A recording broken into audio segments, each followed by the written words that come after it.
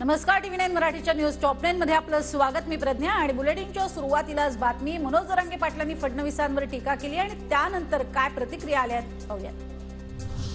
मनोज जरांगे पाटलांचे उपमुख्यमंत्री देवेंद्र फडणवीसांवर थेट आरोप। मराठा समाजाविरोधात आणि माझ्या विरोधात फडणवीस षडयंत्र रचतायत, मला संपवण्याचा डाव आखला जातोय, आक्रमक होत मनोज जरांगे पाटील मुंबईकडे रवाना।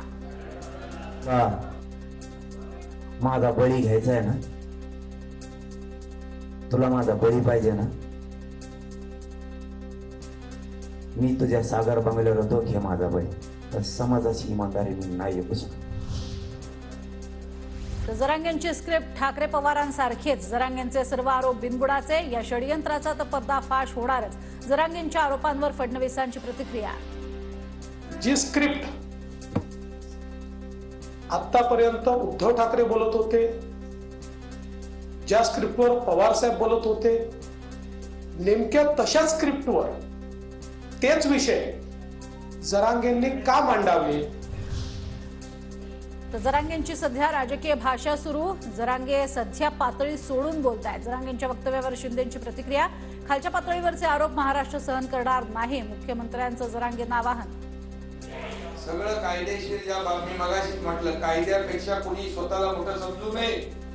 संयम ठेवलेला आहे सरकारने, संयमाचा अंत पाहू नका।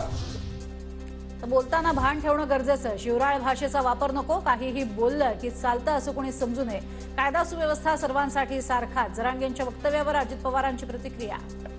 आज देखील जाणीवपूर्वक वेगवेगळ्या प्रकारची वक्तव्य ही केली जातात। मुख्यमंत्र्यांच्या बद्दल शिवराळ भाषा केली जाते, उपमुख्यमंत्री असतील, बाकीचे सगळे जण असतील, अशी पद्धत आपल्या महाराष्ट्रामध्ये कधी नव्हती।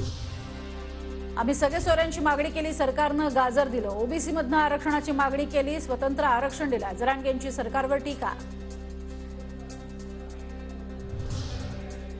तर 10% आरक्षणाचा शब्दही सरकारनं पूर्ण केला। राज्यात सरकारनं मोठ्या प्रमाणात गुंतवणूक आणली आणि राज्यातील विकासाची कामं वेगानं सुरू, देवेंद्र फडणवीसांचं विधान।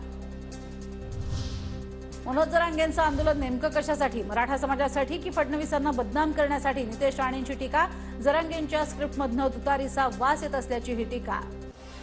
समाजाचं हित बघायचं आहे, मराठा समाजाचे नेते बनायचं आहे, मग तुम्ही फक्त फडणवीस साहेबांनाच का टार्गेट करताय? आता राजकारणाचा वास यायला लागलेला आहे, म्हणून आज नाही तर उद्या कळेलच ह्यांची स्क्रिप्ट नेमकं कोणाची आहे। एका व्यक्तीवर आरोप करून टोकाची भूमिका घेऊ नये, बच्चू कडूंचं आवाहन। वेगळं वळण लागण्यासाठी शक्ती काम करत असल्याचा आरोप। समाजहितासाठी जरांगेंनी आपला निर्णय मागे घेण्याचंही आवाहन। टोकाची भूमिका घेऊ नये, आखरी कोणाचा जीव महत्त्वाचाच आहे, देवेंद्रजीचा असू दे का जरांगे पाटलांचा असू दे। आपण जीव घेण्यासाठी हे आंदोलन उभं केलं नाही, देण्यासाठी पण केलं नाही। जरांगेंनी केलेल्या आरोपांची चौकशी झाली पाहिजे, अंबादास दानवेंची मागणी। जरांगेंवर गुलाल उधळला, मग जरांगेंना आंदोलनाला का बसावं लागलं? सगळे सोयरेचा सरकारनं शो केला का? दानवेंची टीका। मुख्यमंत्री वेगळी भूमिका मांडतात। मग या सगळ्यामुळं मनोज जरांगेंचं मला असं वाटतं आंदोलनात त्यांनी जे आरोप केले त्याची तर चौकशी झाली पाहिजे। जर ते म्हणत असेल अशा पद्धतीनं जर त्यांची भूमिका असेल तर मला असं वाटतं सरकारने या त्यांच्या आरोपाची चौकशी केली पाहिजे।